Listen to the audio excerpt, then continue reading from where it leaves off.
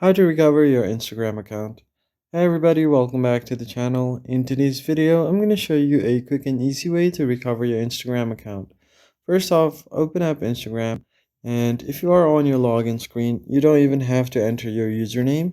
Basically tap on the forgotten password right below login. Once you tap on it, you need to find your account. You could either enter your email address or username. I'll quickly enter my username here. Once you have done that, just tap on continue.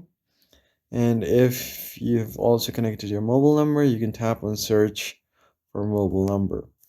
Now, the first thing it does is ask you for your password, but I'll just tap on try another way. And as you can see, you can get code or link via your email. You can get code via your Instagram notification on devices that you are logged in, or you can just enter password to log on. Now, if you don't have access to any of these, tap on the bottom option. No longer have access to these. Now it's going to go ahead and ask you to change your password.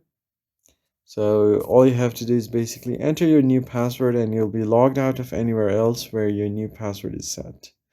And that's basically it. If you found the tutorial helpful, hit the like button down below and subscribe.